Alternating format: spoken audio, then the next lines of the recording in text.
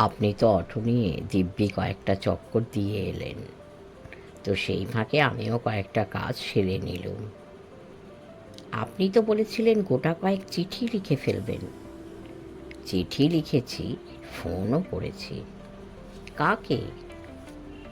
লালবাজারের শোভন চৌধুরীকে। কলকাতার কাগজ দিল্লিতে আমাদের এই আস্তানায় এসে পৌঁছবার পরই শোভনের কাছ থেকে আসল খবরটা পেয়ে যায়।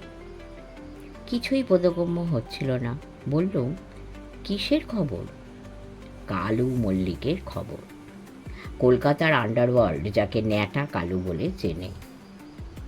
ধাঁধা আরও বেরিয়ে যাচ্ছিল।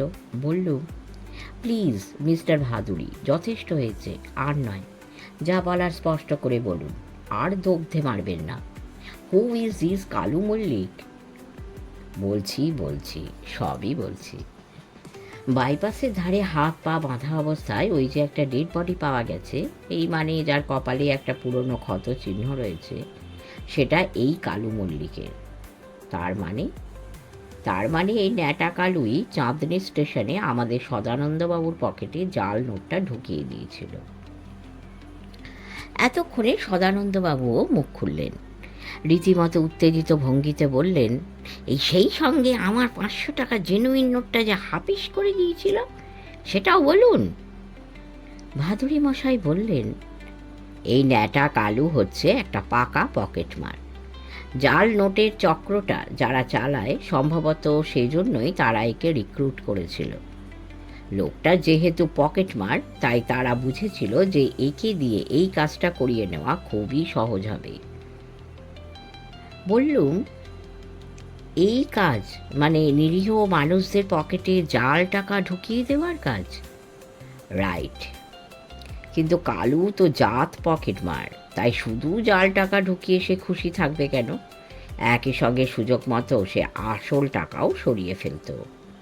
এই যেমন আমার আসল টাকাটা সরিয়েছিল। হ্যাঁ, আর ওটাই করেছিল বিশাল ভুল। বলতে গেলে এ একেবারে নিজের পায়ে নিজেই কুড়ুল মারার মতো ব্যাপার। ন্যাটা কালু স্রেফ ওই একটা ভুলের জন্যই ফেঁসে গেল।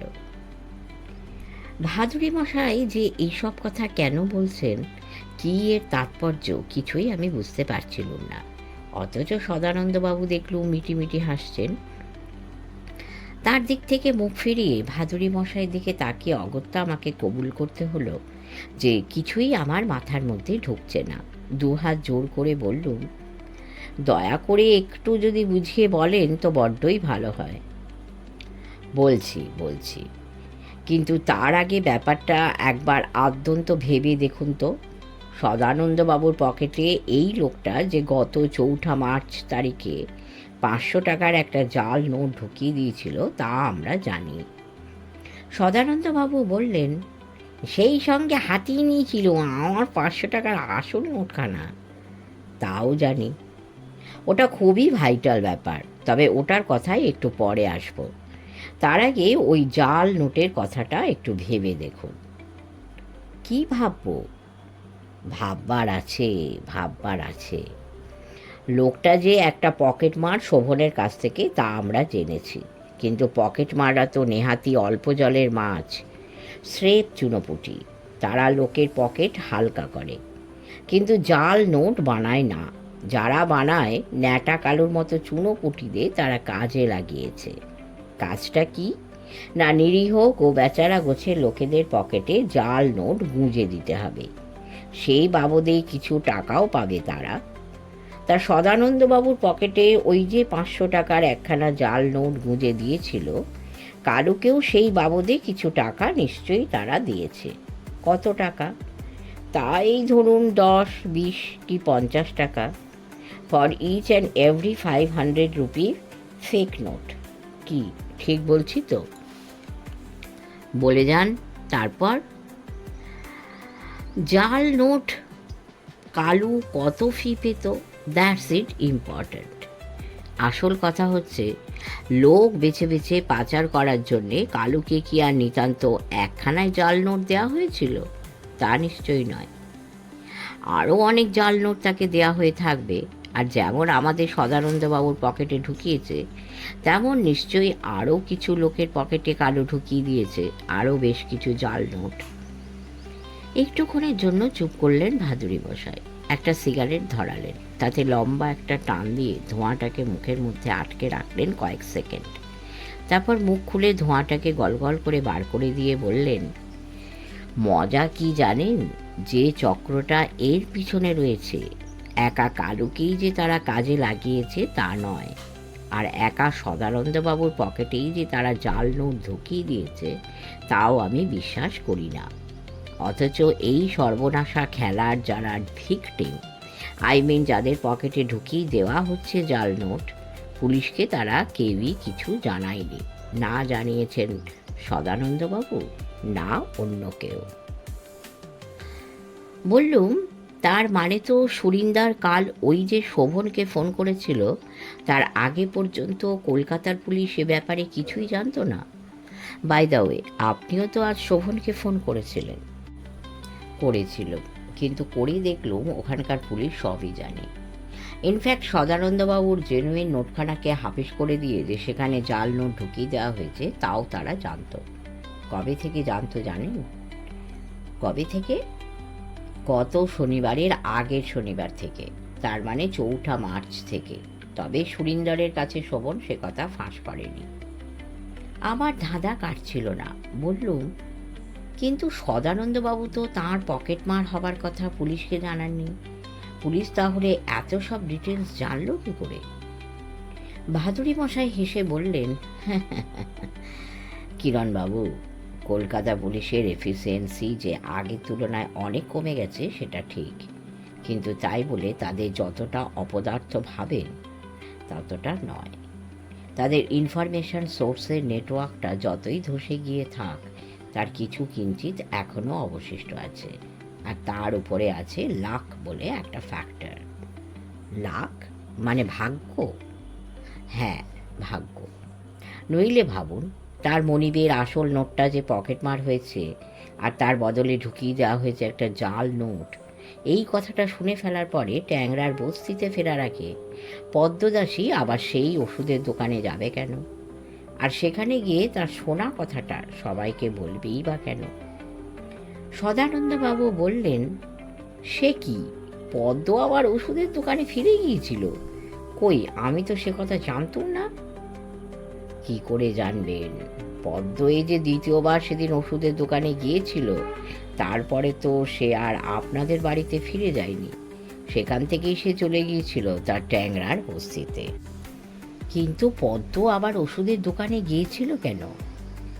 গিয়েছিল তার মনিবের মান বাঁচাতে, দোকানের লোকেদের বলতে যে তার মনিব জেনে শুনে একটা জাল নোট চালাবার মতো খারাপ লোক নন। তার পকেটমার হয়ে গিয়ে আসলের জায়গায় নকল নোট এসে গেছিল, আর সেই নকল নোটকেই তিনি আসল নোট বলে ধরে নিয়েছিলেন। সদানন্দবাবু আর কথা বলার মতো অবস্থায় ছিলেন না, ফলে প্রশ্নটা আমাকেই করতে হলো। লালবাজারে তাহলে ওই ওষুধের দোকান থেকেই খবরটা যায়? ভাদুড়ি মশাই বললেন, সরাসরি যায়নি। দেশে যে একটা জাল নোটের কারবার গজিয়ে উঠেছে, কাগজে তো তার খবর কিছু কম বেরোয় না। সেসব খবর দোকানের মালিকের চোখেও নিশ্চয় পড়ে থাকবে। তিনি তাই আর দেরি না করে পদ্মদাসের কথাটা লোকাল থানাকে জানিয়ে দেন। আর লোকাল থানাও আজ করে যে এর মধ্যে একটা চক্রের হাত থাকা কিছু বিচিত্র নয়। ফলে তারা আজ ঝুঁকি না নিয়ে লালবাজারের ডিটেকটিভ ডিপার্টমেন্টকে সব কিছু জানিয়ে দেয়। শোভনই আপনাকে এসব কথা বলল? শোভন বলল। শোভনের ওপরওয়ালাও বললেন। তবে কোনো রাগঢাক না করে তিনি জানালেন যে চক্রটাকে ভাঙবার জন্যে বাছাই করা জানা কয়েক লোককে দিয়ে একটা টিম গঠন করা হয়েছে, আর টিমের প্রত্যেকটা লোকই খুব খাটছে বটে, but yes, they must give the credit where it's due. এ ব্যাপারে শোভনের কৃতিত্বই সবচেয়ে বেশি। এ ব্যাপারে শোভন আসছে কোত্থেকে? যে টিমটা করা হয়েছে তার কাজ করছে শোভনের লিডারশিপে, আর শোভন এগোচ্ছে আমি যে লাইনের কথা আপনাদের বলেছি একেবারে সেই লাইনে। ভাদুড়ি মশাই যে কোন লাইনের কথা আমাদের বলেছিলেন তখনই সেটা মনে করতে পারলুম না। বললুম, লাইনটা কি? বাহ, মনে নেই। ভাদুরী মশাই অসহিষ্ণু ভঙ্গিতে মাথা ঝাঁকিয়ে বললেন, ওই যে সদানন্দবাবুর আসল নোটখানা সরিয়ে ফেলেছিল, ওটাই হয়ে গেল তার মস্ত ভুল। ব্যাটা লোভ সামলাতে পারল না, ফলে যা হয় আর কি। লোভে পাপ, ব্যাটা সেই পাপের ফলেই পস্তালো। নিজেই ফাঁস করে দিল ওর আইডেন্টিটি। আমি বুঝে গেলুম এই লোকটা পকেটমার। আপনাদের কি তা বলিনি? আমি তো আগেই বলেছি, জাল নোটের চক্র এ কাজে পকেট মারতে লাগিয়েছে। বললুম, আপনি তো সেটা বুঝেছেন, কিন্তু শোভন বুঝলো কি করে? বুঝলো কারণ পদ্ম ওই যে দ্বিতীয়বার ওষুধের দোকানে গিয়ে বলেছিল যে তার মনিবের পকেট থেকে আসল নোট সরিয়ে নিয়ে জাল নোট ঢোকানো হয়েছে। সেই কথাটাই তো ওষুধের দোকান থেকে লোকাল থানা হয়ে লালবাজারে পৌঁছয়। আর গোটা ব্যাপারটার মোডাস অপারেন্ডি থেকেই শোভন বুঝে যায় এটা কোনো পাকা পকেটমারের কাজ। It's as simple as that. রহস্যটা আস্তে আস্তে পরিষ্কার হয়ে আসছিল। বললুম, তারপর? ভাদুরী মশাই হেসে বললেন, তারপরের ব্যাপারটা বোঝার আগে দুটো কথা জেনে রাখুন। প্রথমত, বড় বড় সব শহরে পকেটমারদের মধ্যে এরিয়া ভাগ করা থাকে। যে গ্যাংয়ে যেটা এরিয়া, সেই গ্যাংয়ের লোকেরা সেই এরিয়ার বাইরে পারতপক্ষে নাক গলায় না। বলতে পারেন আন্ডারওয়ার্ল্ডে এটা একটা চুক্তির মতো, ভদ্রলোকের চুক্তি। না না, অবাক হবেন না, নিজেদেরই স্বার্থে এই চুক্তিটা তারা করে নিয়েছে, যাতে এক গ্যাংয়ের তল্লাটে আর এক গ্যাংয়ের লোক না ঢুকে পারে, আর তার পরিণামে না তাদের নিজেদের মধ্যেই একটা লাঠালাঠি লেগে যায়। তো এই হচ্ছে প্রথম কথা। সদানন্দবাবু উদ্গ্রীব হয়ে শুনছিলেন। ভাদুরী মশাই চুপ করতে বললেন, এই দ্বিতীয় কথাটা কি? দ্বিতীয় কথা হচ্ছে, সব শহরের পুলিশই এটা জানে, জানে কলকাতার পুলিশও। আর জানে বলেই শহরের হরেক এরিয়ার পকেটমারদের এই গ্যাংগুলোর কাজ কারবারের খোঁজ যাতে ঠিক মতো পাওয়া যায়, পুলিশকে তার জন্যে পুষতে হয় কিছু ইনফরমার। না না, আবার বলছি, অবাক হবেন না। আরে মশাই, এমন কথা কি কখনো শোনেননি যে চৌরঙ্গীর কোনো সিনেমা হল কি হোটেলের সামনে কারো একটা দামি কলম কি হাজার কয়েক টাকা পকেটমার হলো, আর তিনি গিয়ে লালবাজারে সে কথা জানাবার পরে ঘন্টা দুয়েকের মধ্যেই পুলিশ সেটা উদ্ধার করে দিল? কি কখনো শোনেননি এমন ঘটনার কথা? বললুম, শুনেছি। এই রকমের একটা ঘটনার খবর তো কিছুকাল আগে কাগজেও বেরিয়েছিল। একজন বিদেশি ছাত্র, যতদূর মনে পড়ছে জাপানি ছাত্র, নাম তাকাহাশি, কলকাতায় বেড়াতে এসে যখন ঘোরাঘুরি করছে তখন এই চৌরঙ্গিতেই তার টাকা পয়সা আর পাসপোর্ট খোয়া যায়। কখন যে কে তার পকেট থেকে নিঃশব্দে সেসব তুলে নিয়েছে, বেচারা কিচ্ছু টের পায়নি। অবস্থাটা একবার ভেবে দেখুন। একে তো পকেট বিলকুল ফাঁকা, তার উপরে বিদেশ বিভুঁয়ে পাসপোর্ট খোয়া যাওয়া মানে তো মাথার উপরে আকাশ ভেঙে পড়া। তা পুলিশে সে কথা জানাবার পরে মাত্র ঘন্টা কয়েকের মধ্যেই কিন্তু তারা সব কিছু উদ্ধার করে দিয়েছিল। কি করে উদ্ধার করতে পেরেছিল বলে আপনার মনে হয়? ওই ইনফরমারদেরই কল্যাণে। রাইট, স্রেফ ওই ইনফরমারদের কল্যাণে। তারাও তো আন্ডারওয়ার্ল্ডেরই লোক, তারাই পুলিশকে সব জানিয়ে দেয়। ভাদুরী মশাই আবার একটুক্ষণ চুপ করে রইলেন। তারপর ফের একটা সিগারেট ধরিয়ে গোটা কয়েক টান মেরে সেটাকে অ্যাস্ট্রেতে পিষে দিয়ে বললেন, ভাগ্যের কথা বলছিলুম না, Shobhan is a lucky chap. পদ্মদাসের কথাটা ওই যে ওষুধের দোকান থেকে লোকাল থানা হয়ে লালবাজারে পৌঁছল, তাতেই শোভন বুঝে গেল যে লোকটা নির্ঘাত পকেটমার। তারপর বুধবার 8ই মার্চ কলকাতা থেকে কিরণবাবুর ফোন পাওয়ার পরে আমিও আর দেরি না করে বাঙ্গালোর থেকে শোভনের সঙ্গে ফোনে যোগাযোগ করি। কালপ্রিটের ডিস্টিংগুইশিং মার্কটার কথা তো তার আগে রবিবার মানে 5ই মার্চ তারিখে সদানন্দবাবুর মুখেই শুনেছিলাম। শোভনকে সেটাও জানিয়ে দিই, ফলে তার কাজ আরও সহজ হয়ে যায়। আন্ডারওয়ার্ল্ডের ইনফরমারদের সঙ্গে যোগাযোগ করে সে জানিয়ে দেয় যে কাজটা হয়েছে চাঁদনি স্টেশনে। সুতরাং কালপ্রিট নিশ্চয়ই এমন গ্যাংয়ের লোক, চাঁদনি স্টেশন যাদের অপারেশন এরিয়ার মধ্যে পড়ে।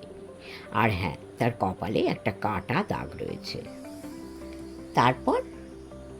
তারপর আর কি, ইনফরমারদের কাছ থেকে একেবারে সঙ্গে সঙ্গেই মিলে গেল তার হদিশ। লোকটার নাম কালু, ডান হাতের তুলনায় বাঁ হাত বেশি চলে, লেফটি। তার থেকেই ক্রমে ন্যাটা কালু নামটা চালু হয়ে যায়। পুলিশ তাকে অ্যারেস্ট করেছে নিশ্চয়ই? আমি বললুম, অ্যারেস্ট করবে কি, সে তো মারা গেছে, কাগজে তো তারই খবর দেখলুম। ভাদুরী মশাই বললেন, দাঁড়ান, সবটা আগে শুনুন। না, পুলিশ তাকে অ্যারেস্ট করেনি, তবে তাকে ওয়াচে রেখেছিল। সারাক্ষণ তাকে শ্যাডো করা হচ্ছিল, দেখছিল সে কোথায় কোথায় যায় আর কারাই বা তার কাছে আসে। Nyata Kalu is a small fried, তাকে অ্যারেস্ট করে তো আর মস্ত কোনো লাভ হবে না। পুলিশ তাই তার মারফতে চেষ্টা করছিল জাল টাকার চক্রের পিছনে যারা রয়েছে সেই রাঘব বোয়ালদের কাছে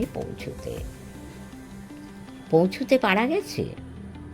এখনো পারা যায়নি। তার কারণ, পুলিশের নজর এড়িয়ে এরই মধ্যে একদিন তিলজলার ওদিকে একটা বস্তি এরিয়ায় সে হঠাৎ ভ্যানিশ হয়ে যায়। পুলিশ তাকে সেখানে ঢুকতে দেখেছিল, কিন্তু তারপরে আর বেরিয়ে আসতে দেখেনি। এ ব্যাপারে শোভন কি বলছে? শোভনের ধারণা, পুলিশ যে তাকে শ্যাডো করছে এটা আঁচ করে ন্যাটা কালু নিজেই গা ঢাকা দেয়। আর নয়তো ন্যাটা কালু নিজে কিছুই আঁচ না করলেও জাল চক্রের পাণ্ডারা বুঝতে পেরে যায় যে ন্যাটা কালুর পিছু নিয়ে পুলিশ আসলে তাদেরই কাছে পৌঁছতে চাইছে। আর তা যদি তারা বুঝতে পেরে থাকে তো কালুকে গুম করে দিয়েছে নিশ্চয়ই। এত আন্দাজ করেও শোভন চৌধুরী হাত গুটিয়ে বসে রইল? মোটেই না। শোভন কি হাত গুটিয়ে বসে থাকবার ছেলে? লোকাল থানাকে সঙ্গে সঙ্গেই সে জানায় যে তাদের এলাকায় একজন ওয়ান্টেড পারসন গা ঢাকা দিয়ে রয়েছে। জানায় লোকটির কপালে আছে কাটা দাগ। জানায় ওই এলাকা থেকে সে যেন কিছুতেই সরে পড়তে না পারে। সেই সঙ্গে বাইপাসে বাড়িয়ে দেয় পুলিশ পেট্রোলিংয়ের ব্যবস্থা। তাতে কাজ হয়? ভাদুরী মশাই উত্তর দেবার আগেই ঘরের টেলিফোন বেজে উঠল। জানায় লোকটির কপালে আছে কাটা দাগ। জানায় ওই এলাকা থেকে সে যেন কিছুতেই সরে পড়তে না পারে। সেই সঙ্গে বাইপাসে বাড়িয়ে দেয় পুলিশ পেট্রোলিংয়ের ব্যবস্থা। তাতেই কাজ হয়? ভাদুরী মশাই উত্তর দেবার আগেই ঘরের টেলিফোন বেজে উঠল। ফোন ধরে ভাদুরী মশাই বললেন, ইয়েস, আমিই কথা বলছি। এটা কখন এলো? তা হুমকি যে ফের দেওয়া হবে সে কথা তো জানাই ছিল। ভয় পেও না, বরং এক কাজ করো, এখন তো 3:30 বাজে, বাড়ি ফিরবে কখন? ঠিক আছে, বাড়ি যাও, তারপর সেখান থেকে 6টা নাগাদ এখানে চলে এসো। ফোনটাকে ক্রেডেলে নামিয়ে রেখে ভাদুরী মশাই আমাদের দিকে ফিরে বললুম, ওমু? হ্যাঁ, ফের হুমকি দিয়ে বলেছে যে মুন্না স্কুলে যাওয়া বন্ধ করে কোনো লাভ হবে না। উইদিন অ্যানাদার 2 days হোর্ডিংগুলো যদি নামিয়ে না নেয় আর কাগজে বিজ্ঞাপন দেওয়া যদি বন্ধ না করে তো দুপুরবেলায় বাড়িতে ঢুকে মুন্নাকে খুন করে যাবে। তো ও কথা এখন থাক, আপনি কি যেন জিজ্ঞেস করছিলেন? ও হ্যাঁ, শোভন যে সব ব্যবস্থা নিয়েছে তাতে কাজ হচ্ছে কি না, এই তো? হ্যাঁ। তাহলে শুনুন, লোকাল থানা থেকে কয়েকটা বস্তিতে হানা দেওয়া হয়েছিল, কিন্তু কালুকে তারা খুঁজে বার করতে পারেনি। তবে বাইপাসে পুলিশ পেট্রোলিং বাড়াবার ফলে যে কাজ হয়েছে সেটা মানতেই হবে। কী রকম? বলছি, গত শনিবার রাত 10:30 নাগাদ একটা পুলিশের জিপ টহল দিতে বেরিয়ে দেখতে পায় যে একটা অ্যাম্বাসাডার গাড়ি পার্ক সার্কাস কানেক্টর থেকে দারুণ স্পিডে এসে মোড়ের আইল্যান্ডটাকে চক্কর না দিয়ে ডাইনে বাঁ দিকে বালিগঞ্জ কানেক্টরের দিকে ছুটতে থাকে। পুলিশের জিপের লোকেদের সন্দেহ হয় অ্যাম্বাসাডারটা নিশ্চয়ই অ্যাক্সিডেন্ট করে পালাচ্ছে।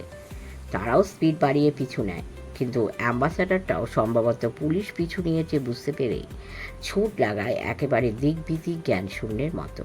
আর সেই ছুটন্ত অবস্থাতেই একটা লোককে পথের ধারে ছুঁড়ে ফেলে দিয়ে উধাও হয়ে যায়। সদানন্দবাবু বললেন, সে কি, পুলিশ তাদের উধাও হতে দিল? হ্যাঁ দিল, না দিয়ে উপায় ছিল না। কোনটা বেশি জরুরি কাজ সদানন্দবাবু, অ্যাম্বাসেডারটাকে ধরা নাকি সেই গাড়ি থেকে যাকে রাস্তায় ধারে ছুঁড়ে ফেলা হয়েছে তখনও সে বেঁচে আছে কিনা সেটা দেখা?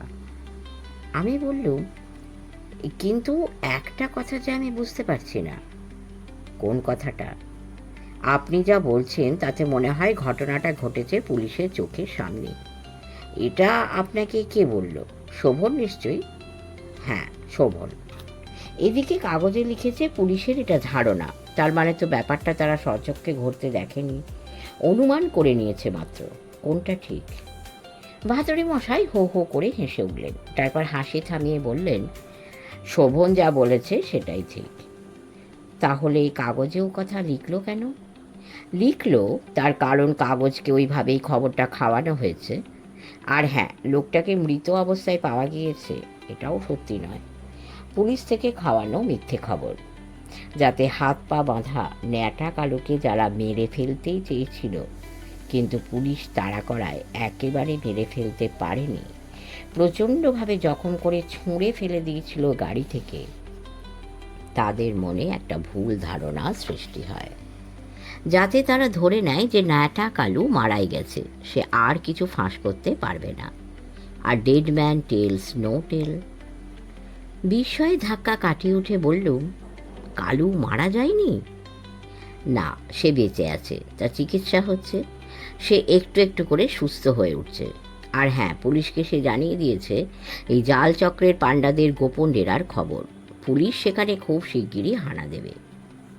আবার ফোন বেজে উঠল। সেলফোন। পকেট থেকে ফোন বার করে ভাদুড়ি মশাই বললেন, ইয়েস। হ্যাঁ, অমিতাভ ফোন করেছিল। কি বললে? ট্রেস করতে পেরেছ? এক্সেলেন্ট। এক কাজ করো, অমিতাভ এখানে, তুমিও যত তাড়াতাড়ি পারো চলে এসো। অমু ঠিক 6টাতেই চলে এসেছিল। তার মুখ দেখে বোঝা যাচ্ছিল যে সে বেশ উদ্বিগ্ন। সুরিন্দার এলো 6টা বাজার একটু পরে। তার সঙ্গে যিনি এলেন তাকে চিনলুম না। মুখ দেখে মনে হলো সুরিন্দারের ইনি সমবয়সী, তার মানে এর বয়স সম্ভবত বছর 35-এর মধ্যেই হবে। সেই সঙ্গে মাথায় পাকড়ি, পাকানো গোঁফ, ফেটটিতে জড়ানো চাপ দাড়ি, আর হাতের বালা দেখে বোঝা গেল যে ইনি শিখ, তবে এর আগে একে কখনো দেখিনি। ভাদুড়ি মশাই অবশ্য একে দেখা মাত্র চেয়ার ছেড়ে উঠে পড়েছিলেন। দরজা পর্যন্ত এগিয়ে গিয়ে ভদ্রলোকের হাত ধরে ঝাঁকুনি দিতে দিতে বললেন, আরে অমৃক, এসো এসো। নাম শুনে বুঝলুম ইনি অমৃক সিং। দিল্লি পুলিশের এই তরুণ অফিসারটির কথা ভাদুড়ি মশাইয়ের কাছে এর আগেও আমরা শুনেছি। এখন আমাদের সঙ্গে পরিচয় করিয়ে দেবার সময় তিনি এটাও জানালেন যে কলকাতার শোভন চৌধুরী আর দিল্লির অমৃক সিং আসলে একই বছরের আইপিএস। ব্যাচমেট হিসেবে পরস্পরের এরা বন্ধুস্থানীয়। তাছাড়া যে তার 4 ক্যাডারের কাজে যোগ দেবার আগে মুসৌরি লাল বাহাদুর ইনস্টিটিউটে একই সঙ্গে ট্রেনিং পেয়েছিলেন। দুজনের বন্ধুত্ব সেই তখন থেকে। কথাবার্তা আর এগোবার আগে অমু বলল, এখানে তো চেয়ার মাত্র 3টে, বসতে অসুবিধা হবে, চলুন আমাদের কনফারেন্স রুমে যাওয়া যাক। কনফারেন্স রুম গেস্ট হাউসের এই তলারই এক প্রান্তে। ভাদুড়ি মশাইয়ের ঘর থেকে বেরিয়ে আমরা সেখানে চলে এলুম। ঘরটা খুব বড় না হলেও একটা গোল টেবিল ঘিরে খান আষ্টেক গদি আঁটা চেয়ার ছাড়াও দেওয়াল ঘেঁষে লম্বালম্বি সোফার ব্যবস্থা রয়েছে দেখলুম। চেয়ারগুলোতে মুখোমুখি বসে পড়া গেল। সবাই ঠিক মতো বসেছে দেখে নিয়ে অমু বলল, কিচেনে আমি চা কফির কথা বলে রেখেছি, 6:30 ওরা চা কফি দিয়ে যাবে। আপনারা কথা বলুন, আমার তো আর নতুন করে কিছু বলার নেই, আমি বরং যাই। ভাদুড়ি মশাই বললেন, সে কি, তোমার তো থাকা দরকার, কোথায় যাবার কথা ভাবছ? বাড়ি যাব। আজ আবার ফোন করে ওই যে হুমকি দিল, তারপর থেকে সুলেখা বড্ড অস্থির হয়ে আছে। অমৃক সিং বললেন, হ্যাঁ ঘোষ সাহেব, আপনি ঘাবড়াচ্ছেন কেন? ঘাবড়ে যাব না?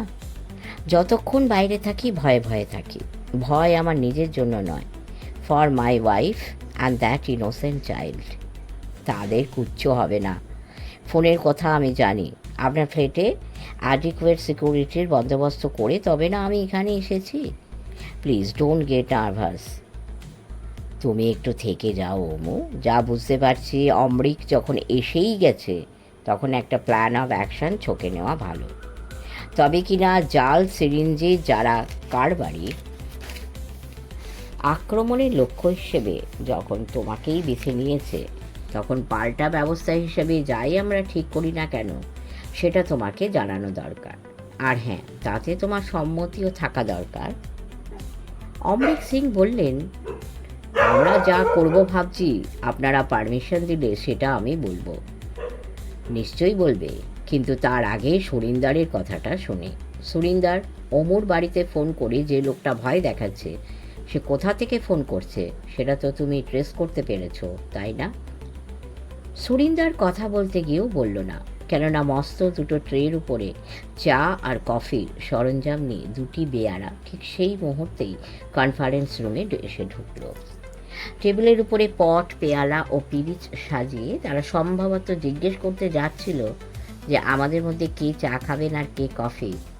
কিন্তু তারা মুখ খুলবার আগেই অমু বলল, তোমরা যেতে পারো, চা আর কফি আমরা নিজেরাই ঢেলে নেব, এখন আর তোমাদের কোনো দরকার নেই। বেয়ারা দুটি আর দাঁড়ালো না, মৃদু গলায় জি সাব বলে ঘর থেকে দ্রুত বেরিয়ে গেল। সুরেন্দ্রের দিকে তাকে ভাদুরী মশাই বললেন, নাও, কি বলছিলে বলো, কলটা কোত্থেকে করেছে? যে নাম্বার থেকে করেছে সেটা কোনো প্রাইভেট লাইনের নয়, সেটা একটা পাবলিক বুথের number, are the booth is in the same area. কোন এরিয়া? ওখলা। শুনে হঠাৎই পাল্টে গেল ভাদুরী মশাইয়ের মুখ চোখের চেহারা, সেই সঙ্গে কণ্ঠস্বরও। আমি দেখলুম এতক্ষণ যিনি স্বাভাবিকভাবে কথাবার্তা বলছিলেন, তার ভিতর থেকে যেন অন্য একটা মানুষ বেরিয়ে এসেছে। সরু চোখে সুরিন্দরের দিকে তাকিয়ে চাপা কিন্তু ভীষণ রকম কঠিন গলায় তিনি বললেন, বুথটার নাম্বার যখন জেনেছ, তখন সেটা ওখলার কোন রাস্তার কত নম্বর বাড়িতে সেটা জানাও তো শক্ত নয়। কি সুরিন্দর, জেনে নিয়েছ? Yes boss. ওটা নিশ্চয়ই ধাবাটার খুব কাছে। আপনি কোন ধাবার কথা বলছেন মামাবাবু? যার পাশের পার্কিং লটে সেই ট্রাকটা রয়েছে? মানে সেদিন বুদ্ধ জয়ন্তী পার্কের কাছে রিজের রাস্তায় যে ট্রাকটা আমার টাটা সুমোকে ধাক্কা মেরেছিল? ভাদুরী মশাই সুরিন্দরের দিকে তাকিয়ে কথা বলছিলেন, সেদিক থেকে মুখ না ফিরিয়ে অমুর প্রশ্নের জবাবে বললেন, হ্যাঁ। তারপর সুরিন্দরকে বললেন, কি, টেলিফোন বুথটা সেই ধাবার খুব কাছেই তো? হ্যাঁ, কিন্তু আপনি সেটা কি করে জানলেন? কত কাছে? একদম কাছে। ইনফ্যাক্ট ধাবাটার এক সাইডে তো ওই পার্কিং লট, আর অন্য সাইডেই বুথ। সুরিন্দার বেদির ডাইনে বসে আছে অমরিক সিং। এবারে তার দিকে তাকিয়ে ভাদুরী মশাই বললেন, তোমার প্ল্যানটা কি অমরিক? অমরিক সিং মৃদু হেসে বললেন, হ্যাঁ, প্ল্যান কিছু ঠিক করি নাই, সেটা আপনার অ্যাডভাইস নিয়ে তারপর ঠিক করব। আমার চিফও সেইটাই চান। That's why I have come to you. Bhaduri মশাই বললেন, ঠিক আছে, কিন্তু তুমি তো এ নিয়ে চিন্তা ভাবনা করছো, কি মনে হয় তোমার? হ্যাঁ, আমি ধ্যান দিয়েছি তো। আমি ভাবলাম যে দুটো কাজ তো করাই যায়। ট্রাক ড্রাইভারটাকে আমি ওয়াচে রেখেছি, সেইখানেই আছে। ও ট্রাকটা জলন্ধরে রেজিস্টার্ড হলেও ট্রাকের যে ওনার সে দিল্লির লোক। তা অ্যাক্সিডেন্ট করলো, কিন্তু পুলিশকে সেটা জানালো না। তার উপরে আবার ফলস নাম্বার প্লেট লাগিয়েছিল। সির্ফ এই জন্যই আমি ওদের দুজনকে অ্যারেস্ট করতে পারি, কিন্তু করছি না। কেন করছো না? For two reasons. Reason number one, জাল ডিসপোজেবল সিরিঞ্জের এগেনস্টে দিল্লিতে যে অ্যাড ক্যাম্পেইন চলছে, সেটাকে যারা রুখে দিতে চায়। সার্কামস্ট্যান্সিয়াল এভিডেন্স থেকে বুঝতে পারছি যে Gurmit Sodhi is one of them. Who is this Gurmit? আর হ্যাঁ, তার এগেনস্ট এভিডেন্সটাই বা কি? হাসিটাকে ঠোঁটে ঝুলিয়ে রেখে অমরিক বললেন, হ্যাঁ, গুরমিতই ওই ট্রাকের ওনার। আর ব্যাখ্যার দরকার ছিল না। ভাদুরী মশাই বললেন, বুঝেছি। তারই ট্রাক যে অমু টাটা সুমোকে ধাক্কা মেরেছিল, এটাই তোমরা ব্যবহার করবে এভিডেন্স হিসেবে, কেমন? সেটা ডিফিকাল্ট হবে না মিস্টার ভাদুরী। অ্যাড ক্যাম্পেইনটা যা একটা মাল্টিন্যাশনাল কোম্পানির নামে হচ্ছে ঠিকই, কিন্তু ক্যাম্পেইনের পিছনে যে আছে ঘোষ সাহাবের ব্রেন, সেটা সবাই জানে। কেসটা আদালতে উঠলে সেটাই আমরা বলবো। We shall also say that কিছু লোকের ইলিগাল বিজনেস এই ক্যাম্পেনের জন্য সাফার করছে, and that is why they tried to kill Mr. Ghosh on that night by staging a fake accident. কিন্তু সঁধির বিজনেস যে এই কোম্পানির ফলে সাফার করছে সেটা প্রুফ করবে কি করে? প্রুফ করতে হলে তোমাকে দেখাতে হবে যে ইউজড সিরিঞ্জকেই ফের নতুন মোড়কে পুড়ে বাজারে ছাড়ছে, সেটা দেখাতে পারবে তো? পারবো মিস্টার ভাদুড়ি, কিন্তু কি করে পারবো সেটা এখন জানতে চাইবেন না প্লিজ। গুরমিতকে আমরা আজই অ্যারেস্ট করতে পারি, কিন্তু করছি না। আর দু একটা এভিডেন্সের জন্য ওয়েট করছি, সেটা পেয়ে গেলেই ও ডেরায় গিয়ে হানা দেব। ওয়েট করার সেটা তো একটা কারণ, অন্য কারণও আছে নাকি? অন্য কারণটা আপনি। অমরিক সিংয়ের গাম্ভীর্যের মুখোশ খসে পড়ল, হেসে বললেন, মিস্টার ভাদুড়ি, কলকাতা থেকে শোভন আমাকে ফোন করেছিল। সে বলল আপনি বিশ্বাস করেন যে জাল সিরিঞ্জ আর জাল কারেন্সি নোট এই দুটার মধ্যে একটা লিঙ্ক আছে। শুধু এই দুটো কেন, লিঙ্ক আছে অনেক কিছুর মধ্যে। এই যেমন, তাও বলে দিতে হবে। এই যে এখানে ওখানে এত বোমা ফাটানো হচ্ছে, বিস্ফোরণ ঘটিয়ে উড়িয়ে দেওয়া হচ্ছে ঘর বাড়ি, রেল লাইন উপড়ে ফেলা হচ্ছে এখানে ওখানে। কি ভাবো তোমরা এর মধ্যে কোনো সম্পর্ক নেই?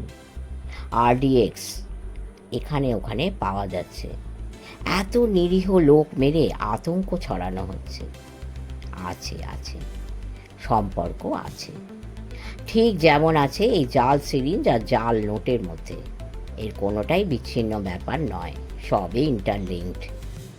আবার কোনোটা ঘটাচ্ছে এদেশেরই এমন কিছু লোক টাকার লোভে যারা নিজের মাকেও বেঁচে দিতে পারে। আর এই সব কিছুর উদ্দেশ্য তো একটাই, সেটা কি? মানুষ মেরে আতঙ্ক ছড়িয়ে সন্দেহের আগুনে বাতাস লাগিয়ে দেশটাকে ডিস্টেবিলাইজ করে দেওয়া। অমরিক, জাল টাকা ছড়ানো আর জাল সিরিঞ্জ দিয়ে অসুখ ছড়ানো, তুমি ভাবছো এই দুটো আলাদা আলাদা ক্রাইম, কিন্তু কাজ আলাদা হলেও এদের উদ্দেশ্য সেই একই, ডিস্টেবিলাইজেশন। শোভনও তাই বলছিল। আপনার সঙ্গে কথা বলে তারও এই একই বিশ্বাস হয়েছে, আর সেজন্যই সে চায় যে দিল্লি আর কলকাতা দুটো জায়গায় একই সঙ্গে অচানক রেইড করা দরকার, যাতে এক জায়গায় রেইড হলে অন্য জায়গার লোক সেটার খবর পেয়ে সরে পড়তে না পারে। The Shobhan is ready with his team, আর এখন আপনাকে বলতে পারি রেডি আছি আমরাও। রেড কবে হবে? কবে হবে, কখন হবে, শোভনের সঙ্গে কথা বলে সেটা আমি ঠিক করে নিয়েছি, তবে সেটা আমি স্রিপ আপনাকে বলবো। অমরিক সিং চেয়ার ছেড়ে উঠে পড়ে বললেন, চলেন মিস্টার ভাদুড়ি, আপনার ঘরে যাই। তবে যাবার আগে ঘোষ সাহাবকে অ্যাসিওর করে যাচ্ছি, it will be a smooth operation, তাঁর ঘাবড়াবার কিছু নাই। ভাদুড়ি মশাইকে সঙ্গে নিয়ে কনফারেন্স রুম থেকে অমরিক সিং বেরিয়ে গেলেন। শেষ করলাম আজকের পর্ব। শুনবেন, লাইক করবেন, কমেন্ট করবেন, শেয়ার করবেন এবং সাবস্ক্রাইব করে আমাদের পাশে থাকবেন। পরম করুণাময় আপনাদের সকলের খুব খুব খুব মঙ্গল করুন। নমস্কার।